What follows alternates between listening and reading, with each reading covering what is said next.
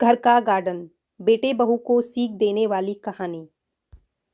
आप नहीं जानती माँ, यहाँ उल्टी गंगा बहने लगी है। ससुर जी जब से रिटायर्ड हुए हैं, मेरी सास और ससुर दोनों किसी फिल्म के लव बर्ड्स की तरह अपने आप को जवान समझने लगे हैं। दिन भर हमारे घर के पास बने गार्डन में झूले पर बैठे बातें करते रहते हैं। उन्हें अपने पक चुके बालों का भी ख्याल नहीं है अब। इस उम्र में उन्हें ऐसा व्यवहार क्या शोभा देता है।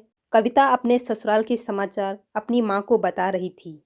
तभी सास अलका उदास मन से रसोई घर में जाती है, क्योंकि बहू की कड़वी बातें उन्होंने सुन ली थी। उसकी बातों नज़रअंदाज कर मसाले वाली चाय बना के पहले एक कप बहू को उसके कमरे में देकर दूसरा कप अपने पति सोमनाथ के लिए लेकर जाती है।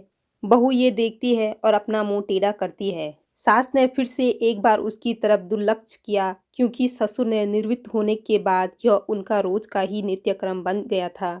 वह अब किसी की भी परवाह किए बिना रोज अपने मर्जी के मुताबिक नए नए कपड़े पहनकर गार्डन में अपने पति के साथ बैठकर अपना ज़्यादातर समय बिताती थी। उन्होंने अपनी पूरी जिंदगी अपने बच्चों के लिए काम करते बिता दी थी, इसलिए अब बची कुची जिंदगी वह दोनों एक साथ समय बिताकर जीना चाहते थे। आनंद निवास बंगले जैसा 2 मंजिलों का घर पति पत्नी का ये सपना था और उन्होंने बड़ी मेहनत से इसे पूरा भी किया था। अलका जी ने घर के सामने बड़े प्यार से उस गार्डन को बनाया था और वहाँ पे कई फूलों के पौधे और बेलें उगाई थी।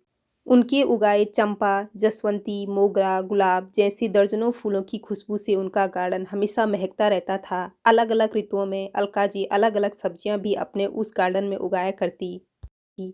रसोई के लिए धनिया, पुदीना और मेथी उन्हें कभी भी बाहर से खरीदनी नहीं पड़ती थी। इतने सालों तक काम की भागदौड़ में सोमनाथ जी कभी भी इस जगह का आनंद नहीं ले पाए थे, लेकिन अब उनका पूरा खाली समय इसी जगह पर बीतता है। दरअसल एक और छोटा सा घर वहां बना सके, इसलिए उन्होंने वह जगह खरीदी थी, लेकिन अब वह संभव नहीं था। अलका जी का अपने बनाई उस गार्डन में एक झूला चाहिए था, जो उन्होंने ला कर दिया था, और अब वही झूला उनको एक दूसरे के साथ ज़्यादा से ज़्यादा सुखमय समय बिताने का जरिया बन गया था। उन्होंने अपने घर में सभी ज़रूरी चीज़ों को और बाकी ऐशो आराम चीज़ों की कोई कमी नहीं रखी थी। फिर भी बहू को दोनों का उस झूले में बैठकर समय बिताना खटकता था। पहले दिन भर उसके साथ रहने वाली सास अब ज़्यादा समय अपने पति को देने लगी थी। अपने सास ससुर को टॉन्ट मारने का एक भी मौका कविता नहीं छोड़ती थी। वह हमेशा अपना दिमाग उनको उस जगह से हटाने के लिए लगाती, और एक बार उसने ऐसा करने के लिए एक षड्यंत्र भी रचा। अजय, तुम्हें नहीं लगता कि हमें एक बड़ी कार लेनी चाहिए? कविता ने अपने पति से कहा। आइडिया तो अच्छा है, लेकिन कार रखने के लिए जगह कहाँ है हमारे पास? एक ही छोटा सा गैरेज है जहाँ सिर्फ एक कार के लिए जगह है, अजय ने चिंता वाले स्वर में कहा। कौन कहता है जगह नहीं है? वह गार्डन है ना जहाँ आजकल 2 लवर्स अपना डेरा जमाए बैठते हैं, कविता ने अपने पति की तरफ तिरछी नजर करते हुए कहा। आजकल तुम ज्यादा नहीं बोलने लगी हो, अजय ने अपने पत्नी को फटकार लगाते हुए कहा। लेकिन सच तो ये था कि उसने भी इस बारे में अपने पिता से बात करने का मन बना लिया था।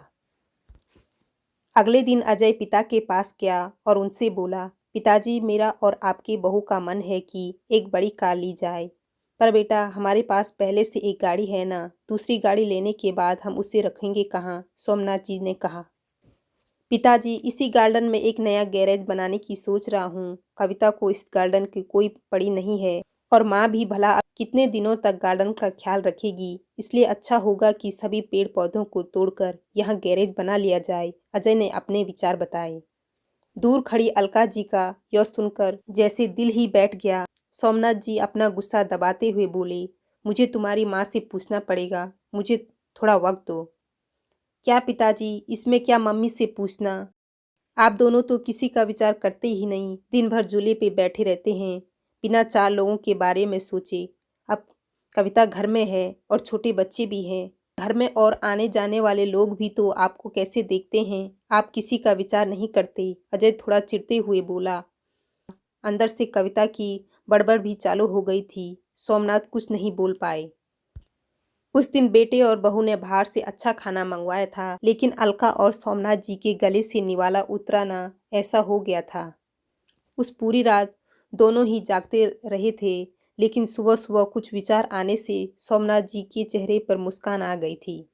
सोमनाथ जी खुद रसोई में जाकर चाय बनाकर लाए थे, लेकिन अलका जी इतनी निराश थी कि वो आज बगीचे में किसी भी पेड़ पौधे को पानी तक डालने नहीं गई थी। पूरा दिन तो बड़ा ही नॉर्मल तरीके से गुजरा था, लेकिन शाम को अजय की आंखें फटी की फटी रह गई थी जब उसने घर के आगे घर भाड़े से देना है का बोर्ड पड़ा था। अजय ने सोमनाथ जी से कहा, पापा, माना कि घर हमारा बड़ा है, लेकिन इसका यह मतलब थोड़ी है कि हम उसे भाड़े से दे दें। बेटा, अगले महीने मेरे साथ काम करने वाले शर्मा जी रिटायर्ड हो रहे हैं और वहीं अब इस घर में भाड़े से रहेंगे, सोमनाथ जी ने कहा। लेकिन वह कहाँ रहेंगे? अजय ने अपनी शंका भरा सवाल से पूछा।